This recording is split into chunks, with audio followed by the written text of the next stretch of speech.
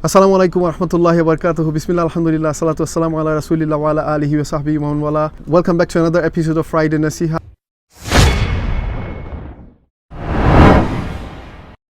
As you can see, we have changed our location. Beautiful location, Sheikh. How are you today? Assalamu alaikum wa rahmatullah. We have Ustad Mustafa Mahmood today with us.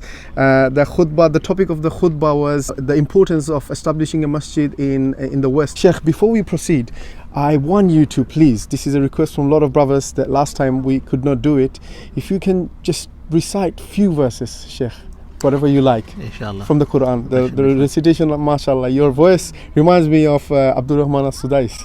Jazakumullah khairan, Sheikh.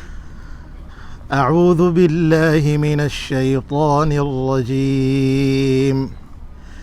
ما كان للمشركين أن يعمروا مساجد الله شاهدين على أنفسهم بالكفر أولئك حبطت أعمالهم وفي النار هم خالدون. إنما يعمر مساجد الله من آمن بالله واليوم الآخر وأقام الصلاة وآتى الزكاة ولم يخش إلا الله فعسى أولئك أن يكونوا من المهتدين. أجعلتم سقاية الحاج وعمارة المسجد الحرام كمن آمن بالله واليوم الآخر وجاهد في سبيل الله لا يستوون عند الله والله لا يهدي القوم الظالمين. صدق الله. MashaAllah. Jazakumullah khairan, Ustad. Barakallah. Ustad, obviously the top topic of the khutbah was why we should establish Masjid and Islamic Center in the West. Can you give us a little bit of tips or ideas that what we can do in an Islamic Center in the West? I mean, what we should do, like in terms of like how to connect with the youngsters or communities and things like that, Sheikh? MashaAllah, very good question, and that is something that we need to be aware of, and all of us need to try and understand the severity of not having other activities other than Salah in a Muslim hub, because if we just classify it as a masjid, it wouldn't really do justice to the masjid itself. Because what first of all we need to understand is the same thing as if we look at the Messenger sallallahu alaihi wasallam, everything directs back to him. And alhamdulillah, what he has taught us is, subhanallah, immense to the extent that if we don't do the same as what he gave us, then we end up finding ourselves not reaching to the potentials intended and not really fulfilling the goals of why we needed to do something in the first place. So what's more important to understand is this: a masjid is not just a masjid.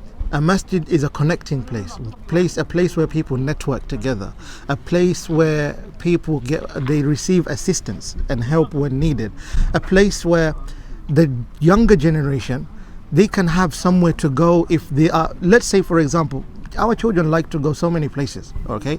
But let's say if they decide today, because obviously this is what happens, they feel bored sometimes, and the next place that they want to go to perhaps is stay home, do something that doesn't really, is less meaningful. So if they have a masjid where they can go back to over there, that first of all would allow them to be able to connect with themselves, not only with the ummah at large, but with themselves mostly, because that's who they are.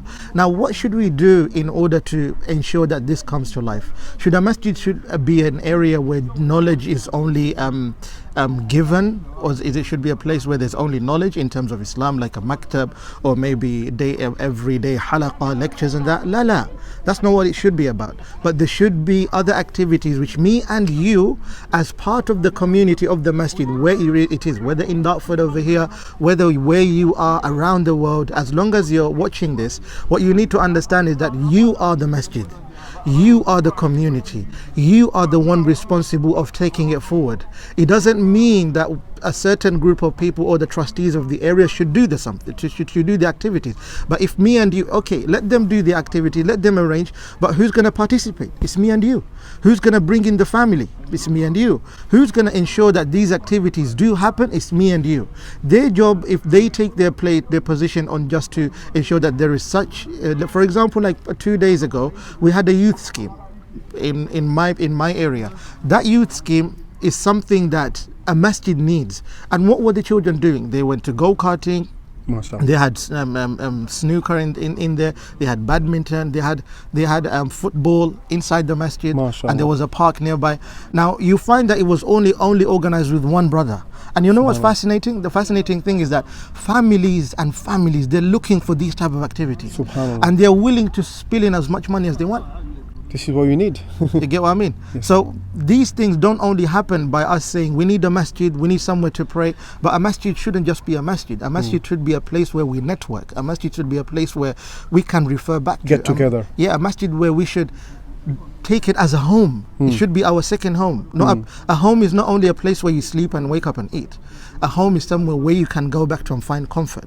So in the masjid, if you go in times which are not salah times and you find activities going on, if you're a person who wants to earn knowledge, the masjid should give you the knowledge. If it's a child who wants to look for play, the masjid can give them play. If it's for someone who is quite tired and they want to have a little bit of a rest, they can connect with the masjid. Because imagine this, how beautiful would it be to find people, they come to the masjid just for the sake of they came from work and they're a little bit tired, the sisters come to gather together. When salah time enters, they hear the adhan and they literally stay there to pray. Wallahi, that's the best thing.